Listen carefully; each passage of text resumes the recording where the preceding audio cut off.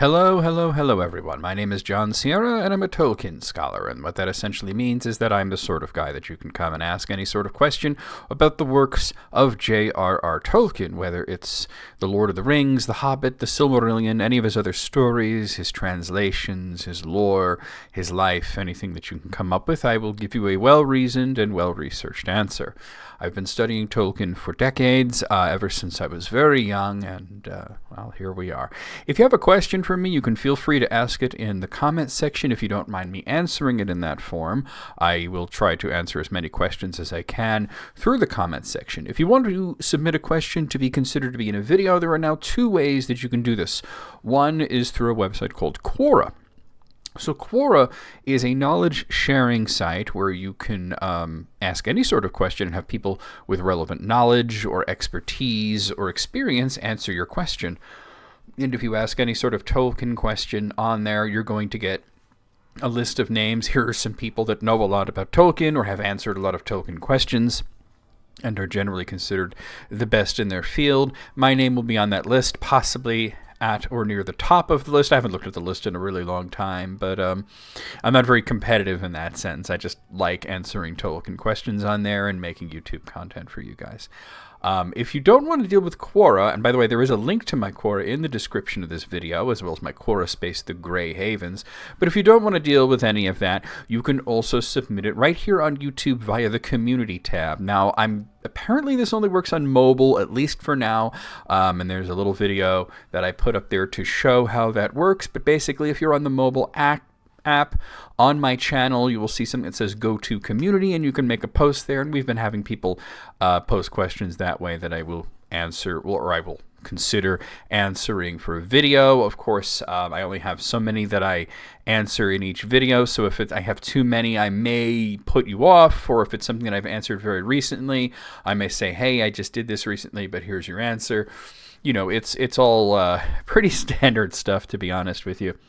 So I wanted to start by reading a bit of the Silmarillion, and we had a question in here about specifically about the creation of the One Ring, and of course that story is told in The Lord of the Rings, but I thought I might want to read the portion of the Silmarillion that talks about it, which is in the final section of the Silmarillion, of the Rings of Power and the Third Age. And what's really interesting here, the Silmarillion, as we know it, is made up of several parts. There's Ainu Lindale, there's Valaquenta, there's Quenta Silmarillion, Akalabeth, and then of the Rings of Power and the Third Age. Of course, the majority of the text here is Quenta Silmarillion. The other parts are shorter. And what's interesting is that Tolkien originally considered the Silmarillion to be one thing, and then the Lord of the Rings to be another thing, and that there would be sort of a middle section, which at the time he just called just the Rings of Power, that would bridge the two. But of course, he died before he finished it, and this section, the part that he wrote that is considered to be what his draft of the Rings of Power, became of the Rings of Power in the Third Age, and was included in the Silmarillion. And this makes sense because his initial thought was actually to publish it all at once. That didn't happen. The Lord of the Rings was published in the 50s. This was published in the 70s after he had died. So let's see. I want to specifically read the parts about specifically the creation of the One Ring.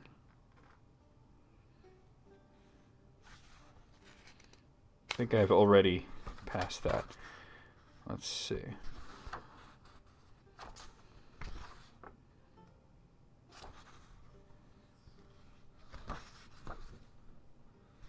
All right, I'm going to start here.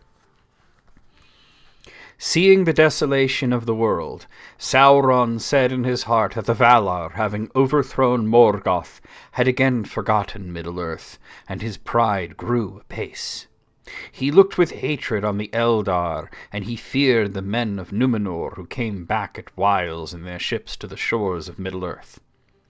But for long he dissembled his mind and concealed the dark designs that he shaped in his heart.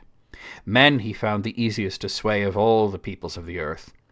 But long he sought to persuade the elves to his service, for he knew that the firstborn had the greater power. And he went far and wide among them, and his hue was still that of one both fair and wise. Only to Lindon did he not come, for Gil-galad and Elrond doubted him and his fair seeming. And though they knew not who in truth he was, that they would not admit him to that land, but elsewhere the elves received him gladly. And few among them hearkened to the messengers from Lindon bidding them beware. For Sauron took to himself the name of Anatar, the Lord of Gifts. And they had at first much profit from his friendship. And he said to them, Alas for the weakness of the great! For a mighty king is Gil-galad, and wise in all lore is Master Elrond, and yet they would not aid me in my labours. Can it be that they do not desire to see other lands become as blissful as their own? But wherefore should Middle-earth remain forever desolate and dark, whereas the elves could make it as fair as Erisea, nay, even as Valinor? And since you have not returned thither as you might, I perceive that you love this Middle-earth as do I. It is not, then, our task to labour together for its enrichment and for the raising of all the elven kindreds that wander here untaught to the height of that power and knowledge which those who are beyond the sea? It was in Eregion that the counsels of Sauron were most gladly received, for in that land the Noldor desired ever to increase the skill and subtlety of their works. Moreover, they were not at peace in their hearts, since they had refused to return into the west. And they desired both to stay in Middle-earth, which indeed they loved, and yet to enjoy the bliss of those that had departed. Therefore they hearkened to Sauron, and they learned of him many things. For his knowledge was great. In those days the smiths of Ostin Ethel surpassed all they had contrived before, and they took thought, and they made rings of power. But Sauron guided their labours, and he was aware of all they did, for his desire was to set a bond upon the elves and to bring them under his vigilance. Now the elves made many rings, but secretly Sauron made one ring to rule all the others, and their power was bound up with it, to be subject wholly to it, and to last only so long as it too should last. And much of the strength and will of Sauron passed into that one ring, for the power of the elven rings was very great, and that which should govern them must be a thing of surpassing potency. And Sauron forged it in the mountain of fire in the land of shadow. And while he wore the one ring, he could perceive all things that were done by means of the lesser rings, and he could see and govern the very thoughts of those that wore them. But the elves were not so likely to be caught.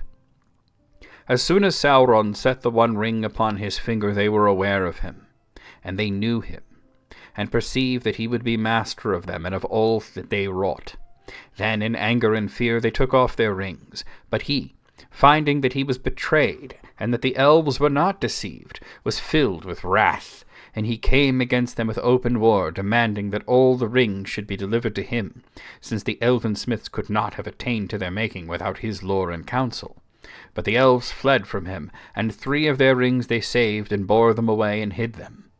Now these were the 3 that had been last made, and they possessed the greatest power. Narya, Nenya, and Vilya, they were named the rings of fire and of water and of air, set with ruby and adamant and sapphire, and all the elven rings Sauron most desired to possess them.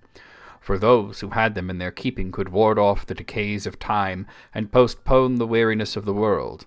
But Sauron could not discover them, for they were given into the hands of the wise, who concealed them, and never again used them openly while Sauron kept the ruling ring. Therefore the 3 remained unsullied, for they were forged by Celebrimbor alone, and the hands of Sauron had never touched them, yet they were also subject to the one. That comes up a lot, actually. Well, how could they be subject to the one? And I've covered it multiple times, And really it is that they're still using his method. They're just applying it differently. And the purpose of the rings, we're going to talk about the purpose of the rings. We're going to talk about Sauron putting his power into the rings. There's a lot of, well, not a lot of, but there's a few of the questions that I'm going to cover in this episode that have to do a lot with that passage. And what's really interesting about it is, he really wanted to control the elves And Sauron only looks at people in sort of two ways: those people that he could control and those people that he must destroy. And he doesn't see, any other sort of people as existing, which is interesting because there are people that, like hobbits out there that are different. Of course, in the Second Age, nobody really knew about hobbits, and we don't even really know from whence hobbits came. Was it in the Third Age when they first started appearing in the annals of history? Or did they exist earlier in the Second Age and we just didn't know about them? There's a lot to sort of unpack there, and I've written extensively about the possible origins of hobbits and my own beliefs on it. But we're going to talk a lot about Sauron letting his power pass into the ring, and how that has to do a lot with Morgoth and the things that he perceived his master Morgoth to have done wrong, and that he could correct those things. Not morally wrong, but incorrect. Because Morgoth lost, and I think at this point Sauron's looking at, obviously he doesn't love Morgoth. Evil is not cooperative. He doesn't worship him or anything like that. But he thought that Morgoth was basically doing things the wrong way and for the wrong reason. They worked together because they both thought that that was good for them to do. But now that Morgoth's gone, and he's sort of looking at this situation where the Valar are not ordering the world in the way that he feels they should. And you wonder, why aren't the Valar having more of a hand in day-to-day lives? Why do they allow bad things to happen? Why do they allow chaos to exist? And it's really because that's not their job. Their job was to shape the world, but not to order it. But Sauron, who loves order and was made to love order, sees it differently. He thinks that everything should be controlled and that people should not have freedom and that everything should be ordered. And he's saying, well, it looks like the Valar have really dropped the ball here. There's all this chaos, and everything that he sees as chaos is somewhat subjective. Some of it is chaotic, and some of it is just he thinks it's chaotic because it's something that he's not specifically controlling, like people having freedoms and such like that. People having freedoms really bothers him because they might do something unpredictable, and he doesn't like things that are unpredictable. He likes sort of a clockwork, everything goes the way I want it sort of existence, and that's really his goal. And what you see is that it's almost sort of the goal of all the villains. Even Morgoth, he didn't really want order in that exact way, but he wanted to be the one in charge. He wanted to be a Iluvatar. He was out there telling men that he is God and that there was no one before him and that he made the world and that there's nothing beyond it. So once you die, it's all over and there's nothing that you're going to go to. So this is all that counts. And of course, the elves know otherwise, but men, he got into our hearts pretty early. He made the dark fearsome.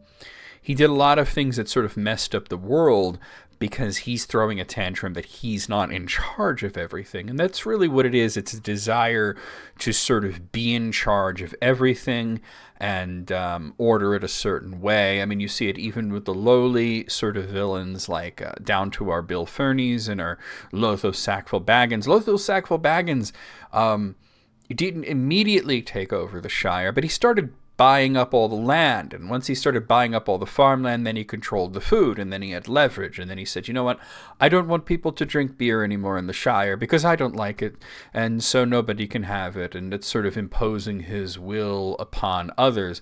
The Valar try not to do that, and that's an important distinction for a lot of the questions that I get about why the Valar are, in some people's mind, bad rulers, because they're not supposed to be rulers. They're supposed to be shapers and guiders.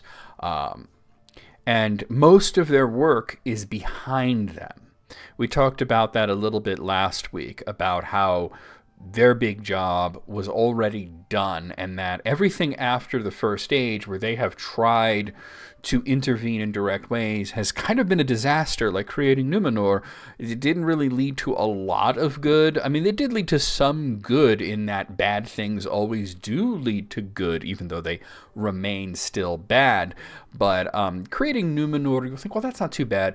But they did something really bad in that they made those guys live longer. They mucked with the lifespans of mortal men. They couldn't make them immortal, but they could make them live longer. And they did that, and it created a lot of issues. And one day we're going to have to do a deep dive into the nature of mortals wishing to be immortal and why Tolkien would view that as a bad thing. But anyway, I do have 10 questions to get through, and we're going to go ahead and dive into it now. So let's start with your first question.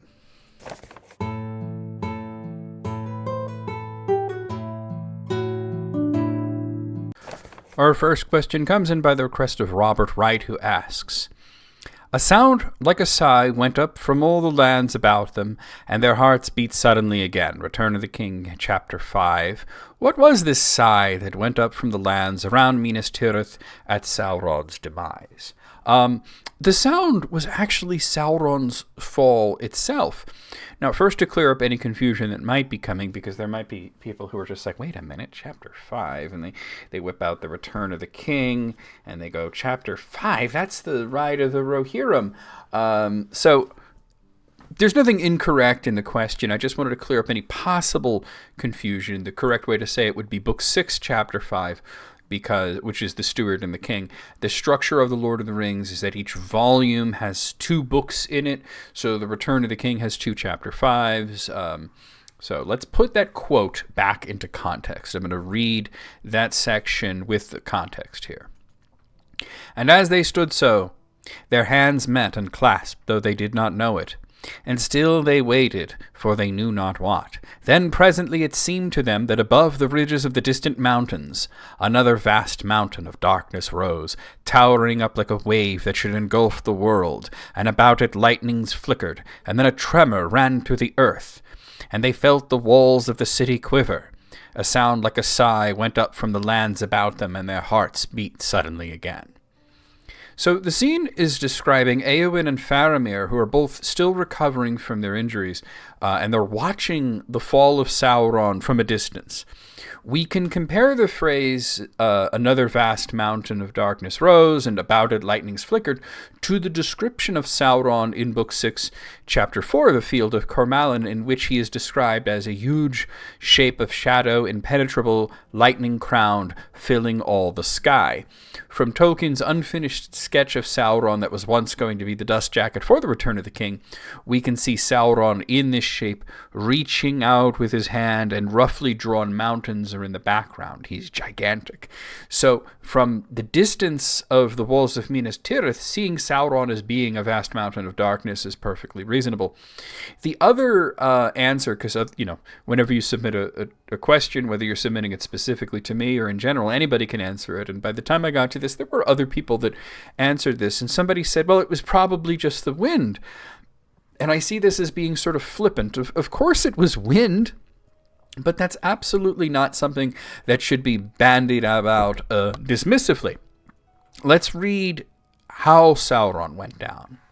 For even as it leaned over them, For even as it leaned over them, a great wind took it, and it was blown away and passed, and then a hush fell. Sauron is blown away on the wind, not having the power to retain his horrible form because the One Ring has been destroyed. Who were the heralds of the wind that blew Sauron's form away? The eagles who arrived shortly earlier. The eagles of Manwë, the Vala most associated with wind, the literal king of the world, and his winds are known as the breath of Arda. It was the world itself sighing as Manwë blew Sauron's form away from the captains of the West. We see a similar thing happen on a much smaller scale later on with Saruman, as he rises from his corpse and looks to the west, and then he is denied by a cold wind and sighs, passing on the wind to wander forever. All right, let's move on to the next question.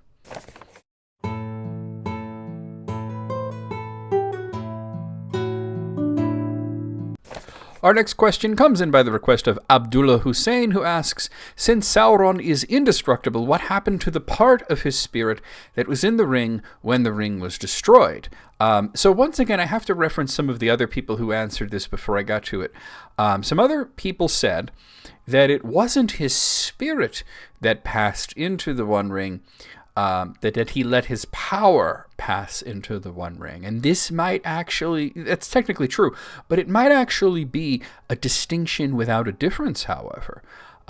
Let's go to letter 131, where, and this letter acts as sort of a vast synopsis of all of Tolkien's work up to that point, and Tolkien says the following about Sauron's creation of the One Ring. But to achieve this, he had been obliged to let a great part of his own inherent power, a frequent and very significant motive in myth and fairy story, pass into the One Ring. So the One Ring is not a soul jar or the more vulgar term Horcrux that people like to attach to it. Sauron would not need such a thing. He would not want such a thing. Soul jars in fiction are indeed meant to house either a soul or a part of a soul, depending on who's telling the story, so as to prevent the demise of the creator of the soul jar.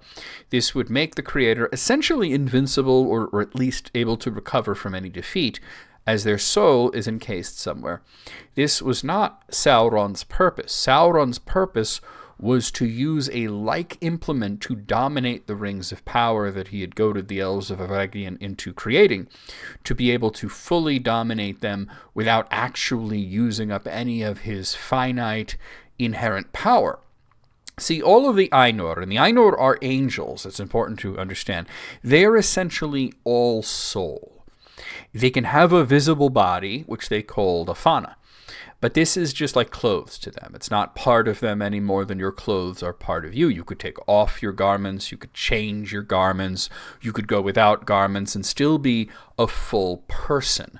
This is not the case for beings that are incarnates, which means that their soul is bound to a physical body. Their soul is only part of them, and their body is only part of them. They need both to be whole. Sauron's master Morgoth let his power pass into something else, Middle-earth, as explained in the following passage from the book Morgoth's Ring. But in this way Morgoth lost or exchanged or transmuted the greater part of his original angelic powers of mind and spirit, while gaining a terrible grip upon the physical world.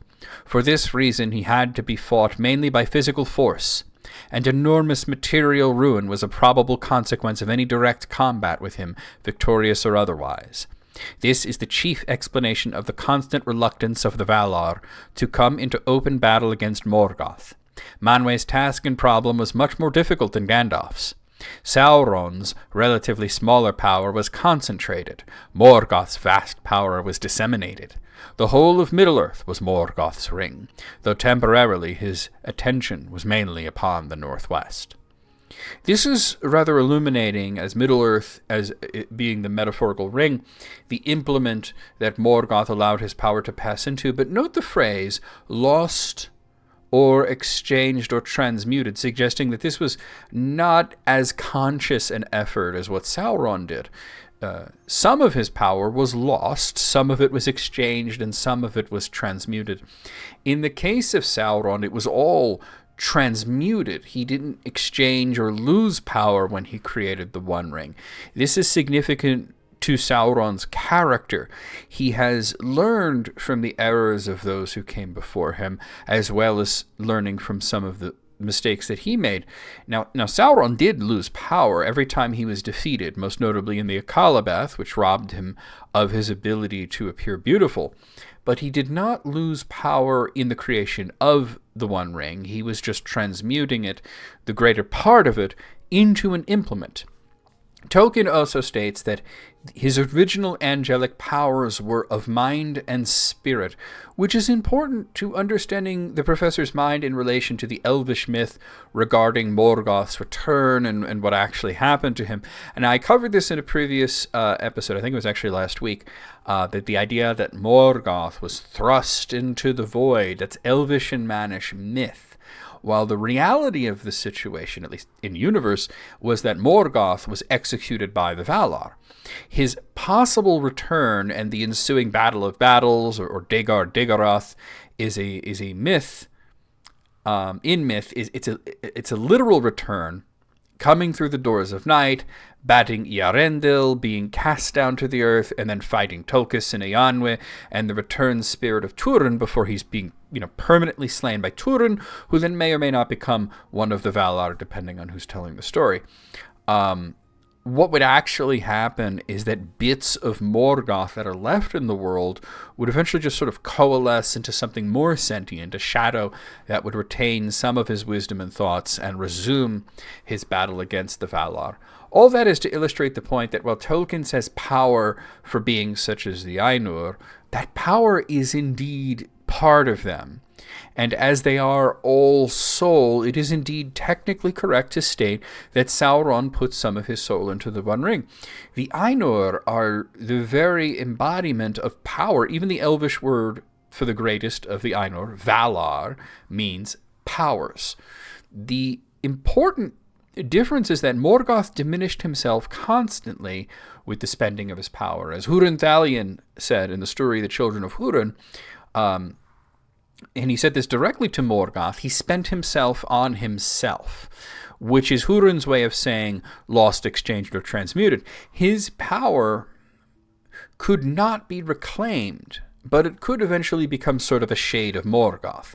Sauron was diminished by the Akalabeth, and he was diminished by his defeat at the hands of Elendil and Gil-galad, but in transmuting his power into the ring, which he kept with him, he did not lose this power. Even if he lost the ring, he wasn't diminished by losing the ring.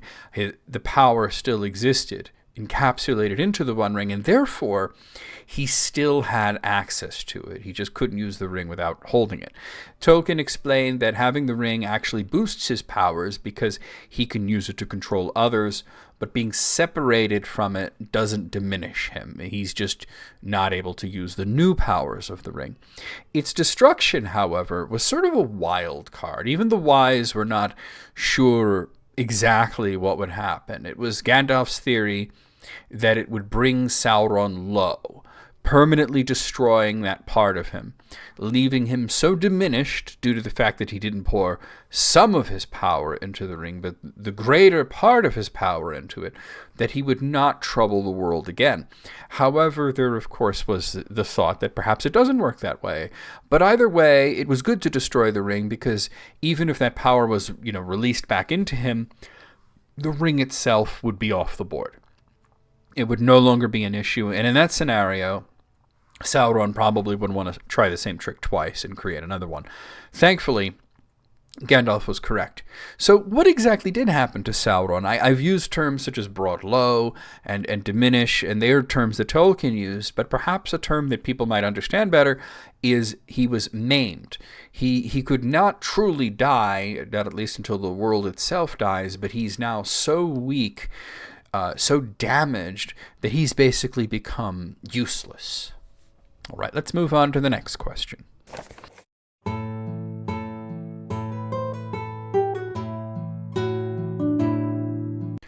Our next question comes in by the request of, we'll just use the first name. The first name's Norma. I'm not going to say the last name because then it becomes a lewd pun. You could probably figure that out. Maybe in a future episode I'll just say the last name and then you could put it together. Anyway, here's the question. Is there any significance in there being 13 dwarves who go to Erebor when that was an important number in the ancient world? Yeah, it's definitely a reference to the ancient myth that 13 is just a bad, unlucky number that we see in some cultures.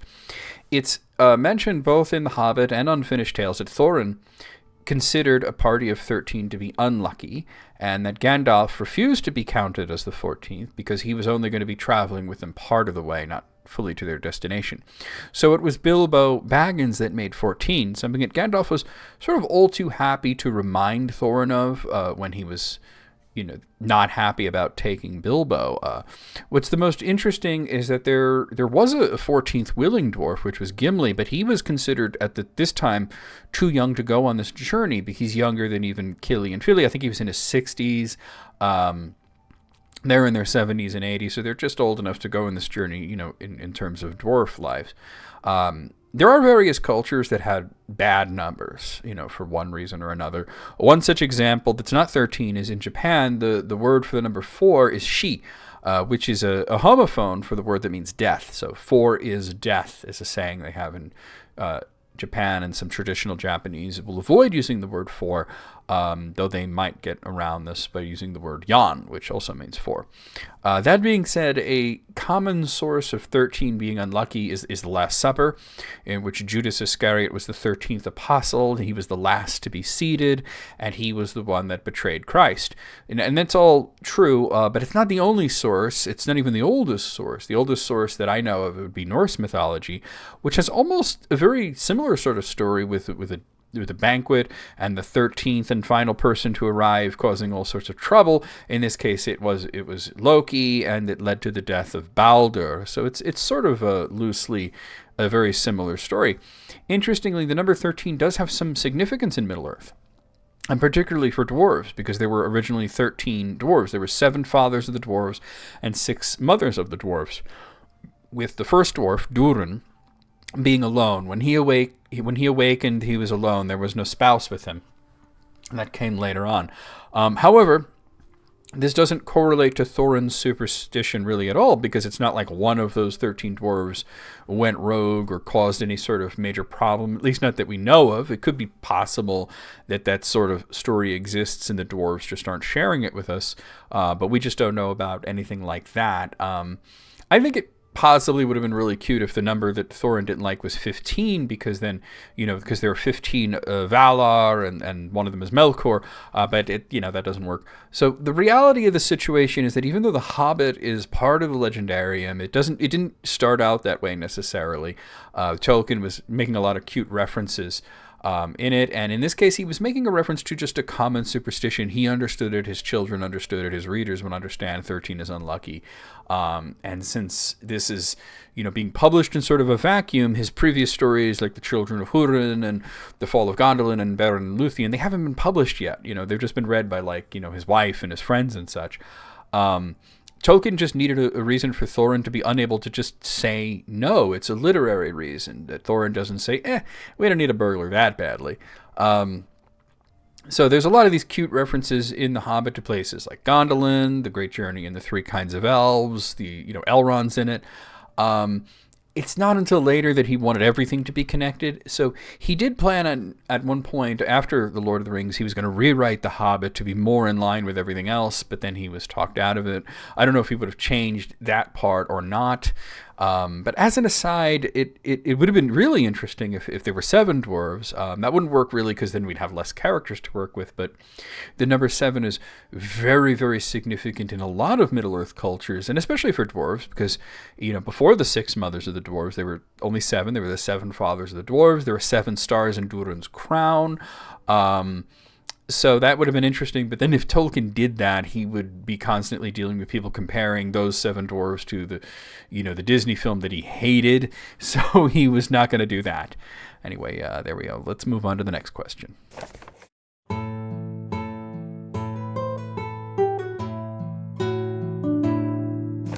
Our next question comes in by the request of Time Lord Victorious, who submitted this via the YouTube community tab. How did Gollum communicate with Shelob? Was it long contact with the ring that allowed him to talk to creatures, or was it just because he was an evil creature like she was? We are told that the One Ring does indeed give you the power, give the wearer, I should say, the power to understand speech of all manner of evil creatures, which is demonstrated for Bilbo, and it's demonstrated for Frodo and for Sam. And we can assume, it was at some point demonstrated for Gollum as well. This accounted for how Bilbo understood the spiders in Mirkwood Forest, and how Sam and Frodo were able to understand orc speech when they wore the ring.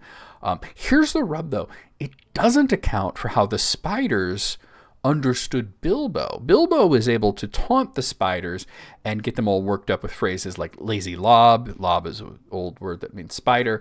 Addercop also means spider, but it also kind of means puss bag. And he also used Tom Noddy, which is sort of an old-timey way of just calling someone an idiot. The One Ring gave Bilbo the ability to understand what the spiders said in their own language, but they were clearly just able to understand common speech. And the same should be said for their mother, Shelob, and grandmother, Ungoliant. Ungoliant didn't need somebody to translate what Morgoth was saying, and Shelob would not need someone to translate what Gollum was saying. So, well, then you would say, well, how does Gollum understand Shelob? One's mind need not boggle at how Shelob communicated to Gollum. I would say she didn't. The fact that she didn't eat him was all the communication from her part that was needed. He was coming in and worshiping her, and he's bringing her food. She could understand him. She understood he was a source of food, and he was careful to make sure that she wasn't seeing him as the actual food. She was intelligent and understood fully that he would keep feeding her if she left him alone, and that, he was prostrating himself before her as a lowly servant, which is really the same sort of trick that he did with Frodo. So the communication was likely just one-sided. Shelob could understand common speech just as any intelligent creature can, like many birds can, and Gollum didn't need her to speak to him. She was just made to understand if he brings someone into her lair, eat them. And it's really that simple. All right, let's move on to the next question.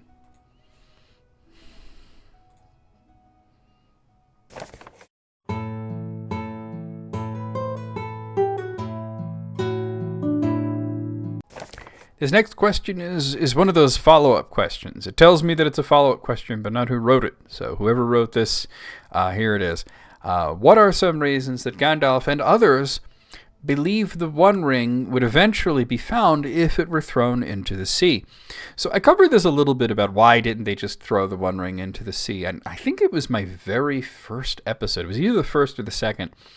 But now what we're saying is not why didn't they throw it, but how were they so sure that that sort of thing wasn't going to work? And I know I covered those reasons, but that was, a long time ago, so let's talk about it again.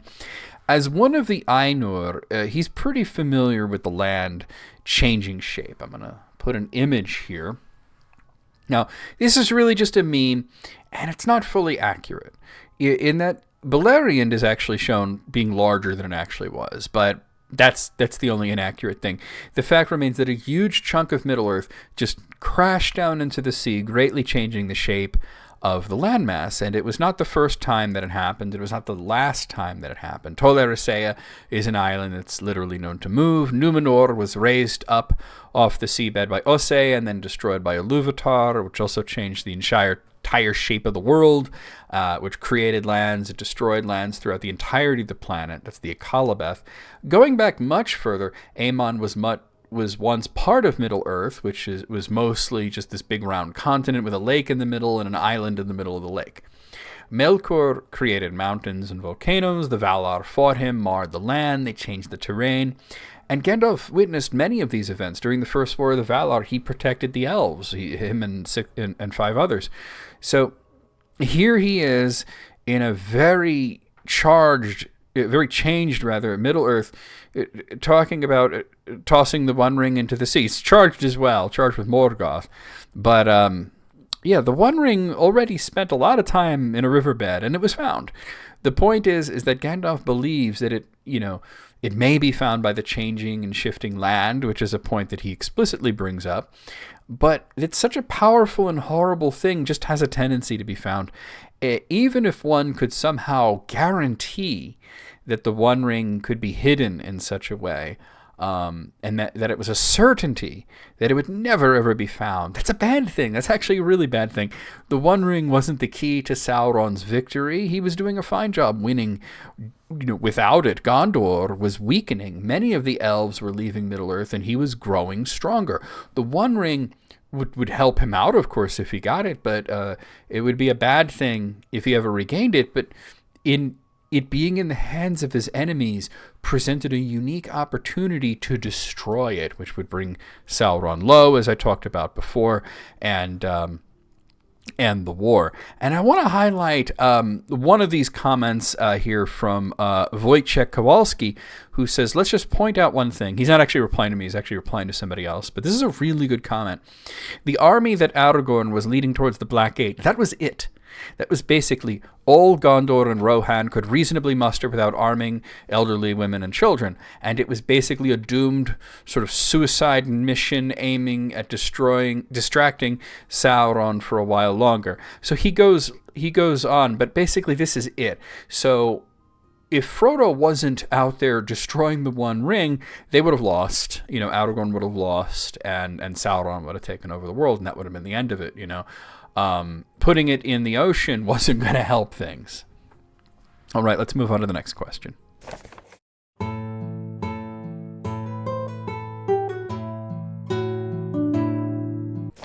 Our next question comes in from Norma again, who asks, was King Thingol justified in not giving Maedhros the Silmarils? Now, this is a really interesting question because I looked at this one. I didn't answer it right away. I came back to it a few days later. And then I looked at it, and there were a few people that answered, and they were all sort of saying, well, yes, he was justified in doing that, or no, he was not justified in doing that. And nobody said, hey, wait, that didn't happen. That's not something that ever happened. This would actually be a really great ethical quandary if it was something that actually happened in the story. Maedhros never made any such demand of Thingol, and there's no indication that they ever even met each other. Thingol was pretty quick to ban the Feanorians from his land after he learned what they did. He even banned the speaking of Quenya in his lands, which is the reason that so many of the elves that came from the west just learned how to speak Sindarin. He did not extend this to all of the Noldor, just the ones that were kinslayers and followed Feanor. He was happy to have Galadriel in his land, for example. Thingol's dealings with the Feanorians were quite nasty long before he came to have a Silmaril. His daughter Luthien was kidnapped by two of Maedhros' brothers, Celegorm and Curufin. And Celegorm had the hots for Luthien and wished to force her to be his bride while also forcing her father to ally with him and his brother. I don't need to point out why that's bad, but it's so bad that even Celegorm's dog turned against him, and Curufin's son, Celebrimbor, would denounce his father for his part in this. This was well before the quest for the Silmaril happened, and Huan the Hound changing allegiance from Celegorm to Beren and Luthien is a hugely significant event in the Legendarium. Now, from Thingol's perspective, these maniacs kidnapped his daughter, terrorized her. One attempted to force her hand in marriage. The Silmaril came to him through Beren, who literally died and returned, and his daughter was now mortal. A lot has changed. There is no doubt that Thingol had become possessive of the Silmaril, as did the dwarves that fashioned it into the Doglamir, which was supposed to be a symbol of friendship of the elves and dwarves, and instead led to the dwarves killing Thingol, something that most of the Feanorians were actually saddened to hear, with the exception of Curufin and Celegorm. They didn't really care all that much. Curufin and Celegorm were probably the worst of the Feanorians, and while going off to battle Morgoth, they did openly say that if victorious, they would return and kill Thingol if he did not surrender the Silmaril willingly. It wasn't Maedhros that said this, it was Celegorm and Curufin. But it never came to that because they weren't victorious. They lost the battle pretty handily. That was the Nerneath Arniodad. The fact that their previous evil prevented Thingol from joining the Union of Maedhros may have had a lot to do with why it was such a devastating loss, and it was all fairly pointless because there was nothing in their oath saying that it's okay for them to kidnap women.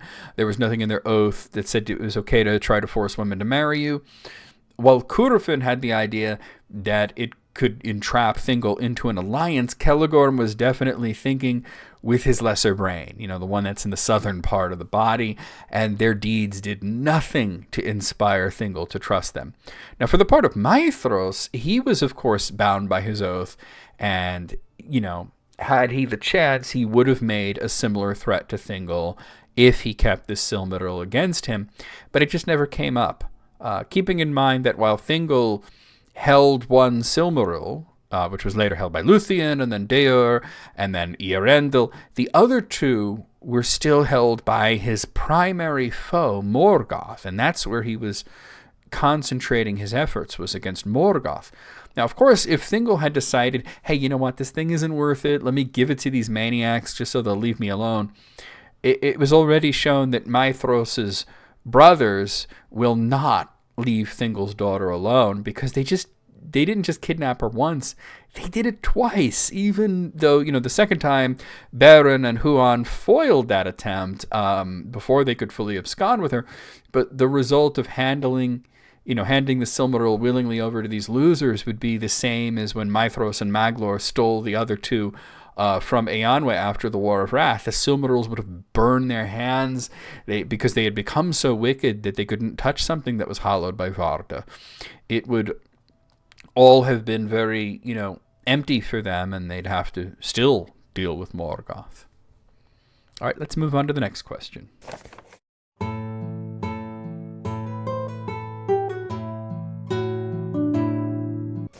Another question from Norma. Norma sent me a lot of questions this time. If Ungoliant has eaten the Silmarils, would she have gained any more powers or abilities? Would she have just consumed herself out of hunger like she finally did? If she ate the Silmarils, she would just die slowly and painfully. Case in point, Carcharoth, the great werewolf that bit off Beren's hand when he held up the Silmaril to it, thinking that it would ward off the creature. Having a gem in your belly isn't pleasant for anybody, all those, pointy facets and such. And based off of Tolkien's drawings, the Silmarils were cut in this round, brilliant diamond style. We've talked about that in a previous episode. But it's made even more unpleasant and eventually deadly if you're evil. Carcharoth went mad with pain and went on a blind rampage, all because the Silmaril burned him. This is due to the fact that the Silmarils, as I mentioned in the previous answer, were hallowed by Varda. That is to say, they were made holy, making them anathema to evil. Even as Morgoth was facing off against Ungoliant in that very tense moment, his hand was burning due to the Silmarils. Even though through the crystal casket. He had them in a crystal casket, so it's not like he was holding them directly. And this tells us one or more things, that either having all three in his hand overcame the casket, or the crystal casket did nothing to dampen the holiness that Varda imparted to them, or that Morgoth had become so evil that he didn't need to touch them directly to be burned, and I feel this last one is probably the truth, that Varda had thought of the loophole of keeping them in a container. Of course, Morgoth found a way about it. He put them, on a crown on his head, which possibly kept them far enough away to be less painful, though he did endure pain to wear them in this fashion. Morgoth and Carcharoth weren't the only ones burned. As I mentioned, Maglor and Maedhros had become so wicked that they were unable to touch the Silmarils they recovered without being burned, and they were the less evil Feanorians that had kicked around in Middle-earth. This would have been especially jarring for Maedhros, as he burned his only hand. The other hand had been cut off. So, judging from what Tolkien wrote about Morgoth, this pain doesn't actually go away. So, if Ungoliant ate the Silmarils, she would react in a way similar to Carcharoth, though to a much greater extent, because a wild, crazed Ungoliant going on a rampage, having gone mad from pain, is a lot more dangerous than, the same thing to be said about a werewolf like Carcharoth. She's just that much more powerful. Even if he was the greatest werewolf, she's just on a whole other level. Possibly, maybe she might find a way to expel them from her. However, she was known to vomit darkness, or she might have been in too much pain to be able to do that. Maybe she could regurgitate the gems, but as I mentioned, the pain doesn't actually go away. It's a constant burning even afterwards. It was said that Morgoth's hand always hurt him after that. So there you have it. All right, let's move on to the next question.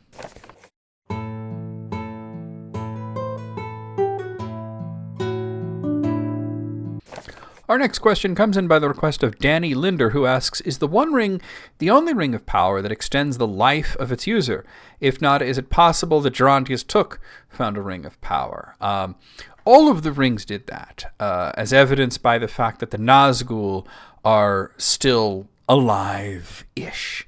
The Nazgul are wraiths, which means they are undead. But keep in mind that while undead in a lot of folklore means dead but animated, in Tolkien's world it means long past their expiration date but unable to die. In other words, some form of magic is denying them the ability to leave the world and go to the afterlife. They are ghosts in the sense that they are invisible, but their bodies exist just on another plane that Tolkien referred to as the Wraith world. Frodo saw what their flesh and blood bodies looked like when he put on the One Ring at Weathertop, and the narration specifically said that Merry's barrow blade pierced the undead flesh of the Witch King at the Battle of Pelennor Fields.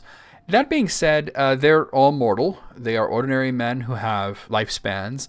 It was said that a few of them were from Numenor, making them Dunedain, which they had longer lifespans than the average men of Middle-earth, but still not so long that they should still be alive in the Third Age, when Numenor was, gone in the Second Age.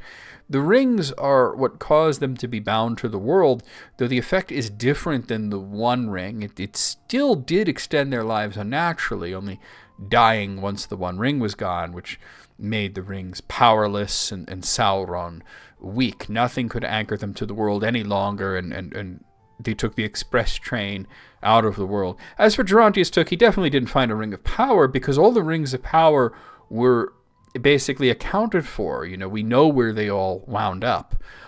Besides, he did die, so there is that as well. He was just an unusually long-lived hobbit. Hobbits generally live around 100 years. He lived to be 130. There are outliers like that. Dwarves generally live around 250 years, but Dwalin was like 342 when he died. And the first Durin was around 2,500 years old when he died. We don't know exactly when, but around that, sort of lifespan. That's why they called him Durin the Deathless. Anyway, let's move on to the next question.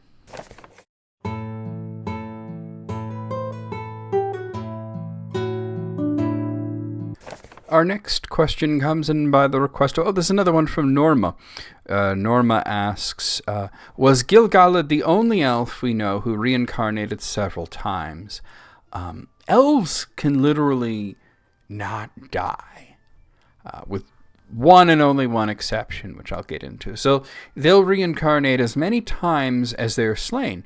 Now, before I speak to the specifics of elvish reincarnation and their general lot in life in Arda, I have to correct something. Tolkien never wrote anything about Iranian Gil-galad reincarnating multiple times.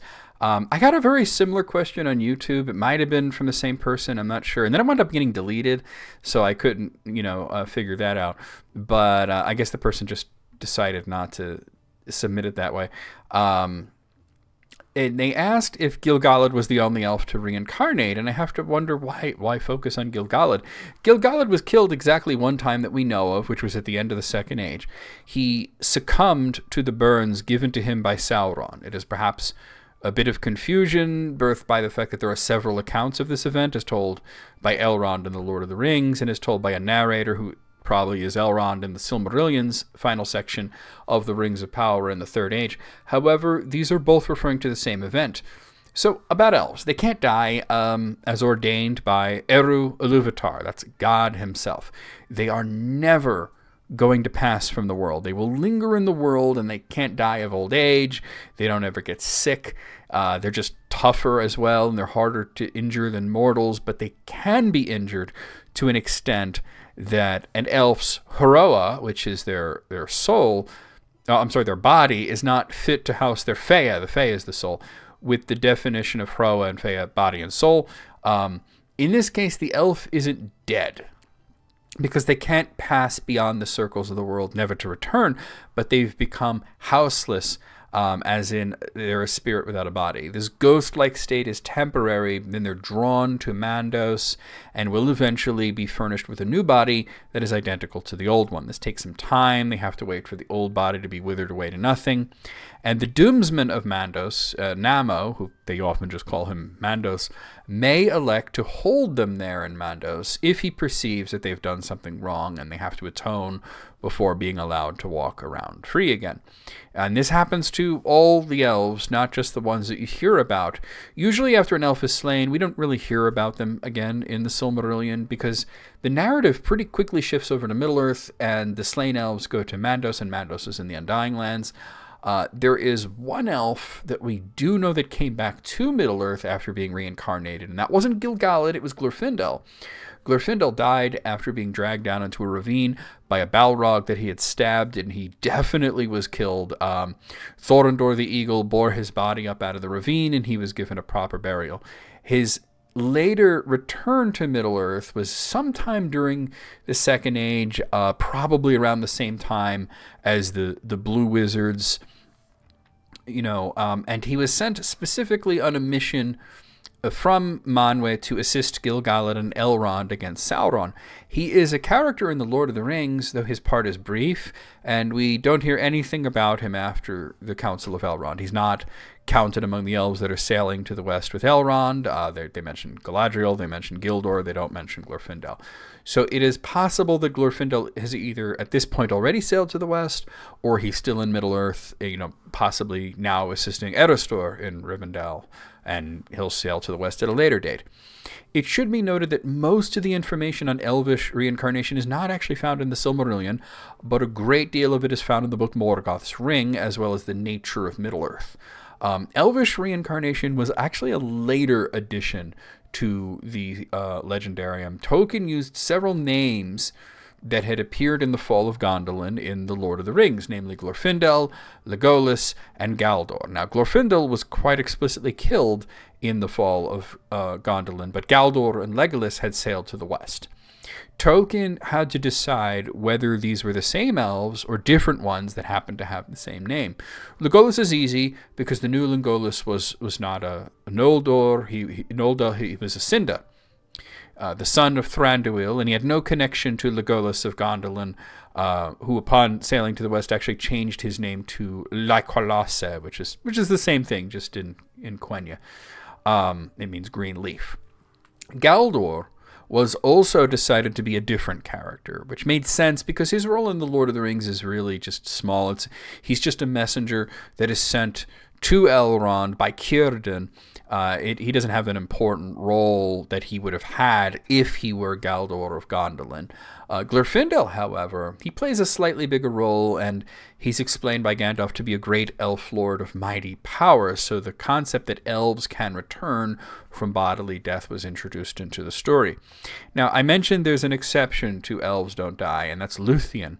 Luthien gave up her mortality after she went and prayed to Maedhros to release her mortal love Beren, who was slain after a battle with the werewolf Carcharoth. Now, we know the story. Luthien, after her love had died, she goes to Maedhros. She sings her lament to the implacable Namo, who for the first and only time he's moved emotionally, and he allowed Beren to return to life. In his letters, Tolkien explains that Namo doesn't actually have the power or the authority to return Beren to life, but that he would have called upon Iluvatar, who made an exception for Beren, so that they, wouldn't be separated again, Beren and Luthien. Luthien, she's an immortal elf and also the daughter of an angel. She was made mortal, something that the Valar don't have the power to do. Only God can make a mortal immortal or make an immortal mortal. I may have said the same thing twice, I'm not sure, but it happened once in each case. Luthien went from one side to the other, and it was Tuor going in the other direction. He was a mortal who became immortal. Now, I can already sense the rumblings. The comments are coming. What about Arwen?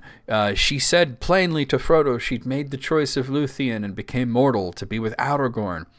Her father Elrond had, the same choice. Her brothers had the same choice. Her uncle Elros absolutely chose a mortal life. Her grandparents had the same choice. They chose immortality. Though it was stated that Eärendil wished in his heart to be mortal, he went with what Elwing wanted. So what gives, right? Let's look at what Tolkien had to say about this. In letter 345, which was interestingly part of a back and forth about whether he approved of naming cattle after his characters, he mentions the following. Arwen was not an elf, but one of the half-elven who abandoned her elvish rights. So Tolkien considers the Perithal, the half-elves, to not really be elves in the traditional sense. This lines up with what he wrote, as normally the offspring of an elf and a man would be a man, fully mortal. Issues with this crept up only once Eärendil and Elwing sailed to the west, something that elves were allowed to do usually, but normally mortals are not allowed to do that. Namo rose a big stink about having mortals in the Undying Lands, and Manwë reasoned, well, they have some elvish ancestry. And then Namo, he says, but the Noldor are banned. Now, we can make the argument that Eärendil's mortal ancestry his immortal ancestry was from Luthien, a Cinda, and Nimloth, another Cinda, and that while Earendil's mother was Noldor, he was born in Middle-earth, and he had no guilt in the Noldor rebellion. So the Perithal were of two kinds, and in the specific case of Eärendil, Elwing and any of their descendants who had at least one immortal parent would have a choice. So Arwen was not an instance of an elf becoming a man, but rather a being who sits on the fence between the two kinds, choosing which side she wants to reside on, and she chose man. Arwen, eventually dies in Lothlorien, and she passes from the world fully to be with her love Aragorn, and would not be reincarnated into the world. To the question of elves having multiple reincarnations, it has not been specifically mentioned, but it certainly may happen. It is quite possible that some of the elves that came from the Undying Lands during the War of Wrath may have already been on body number 2, and they may have been slain in the war, meaning that they could get body number 3, but we aren't specifically told that. All right, let's move on to the last question.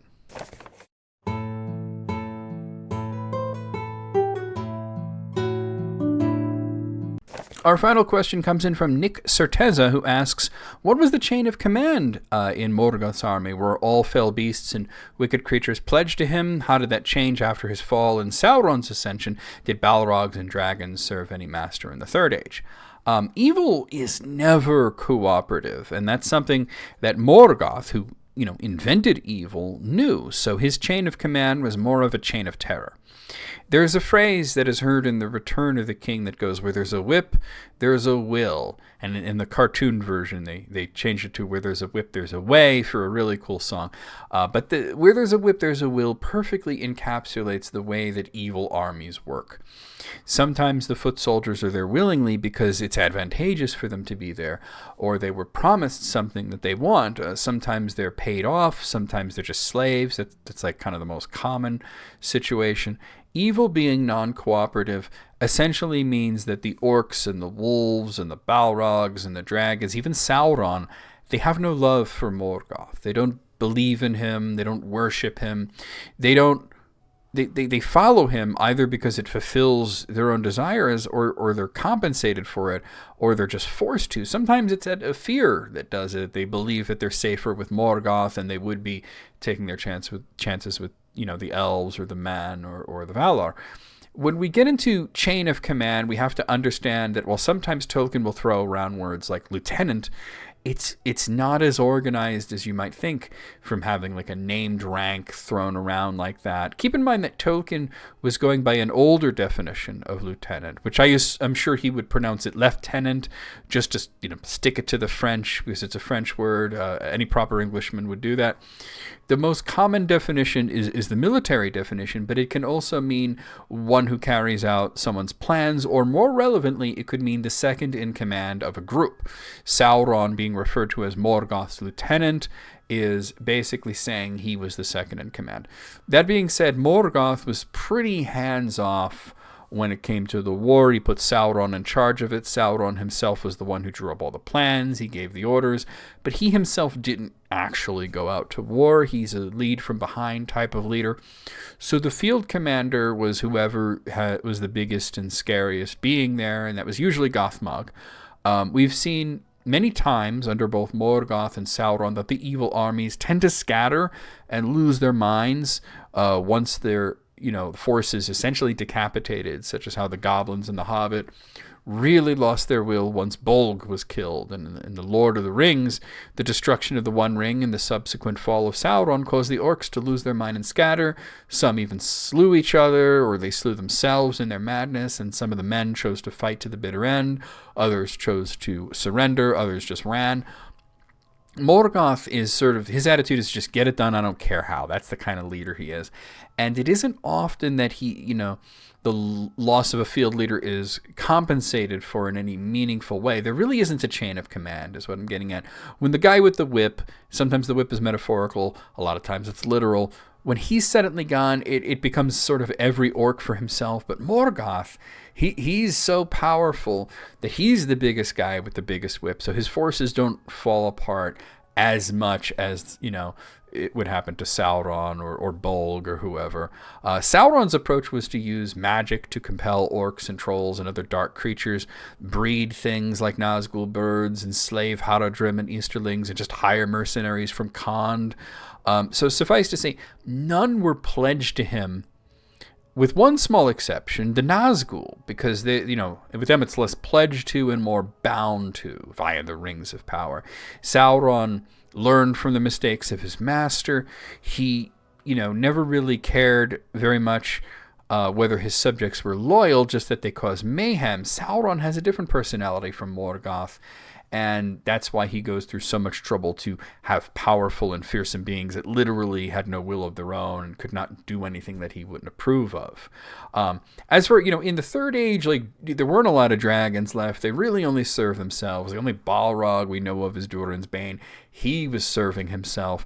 If they're not pressed into an army, if they're not forced to join someone, they don't really answer to anybody. So anyway, that was our final question there. And, as late as it is, and as tired as I am, because I got so much done today, I did so many things today that I'm just exhausted, and it's 1 a.m. and I want to go to bed. But I had a lot of fun doing this, and I hope you had a lot of fun listening to me ramble on about all this stuff. And if you enjoyed the video, I'm going to ask that you subscribe to me if you haven't already. If you are subscribed to me, just double check, make sure you are. Consider joining as a member if you want to support me in a greater way. Members get to see all the videos early, at least a week early, sometimes more than that, and they get all kinds of other cool perks. Keep an eye out for live streams on Thursdays, and yeah, I'll see you guys next time.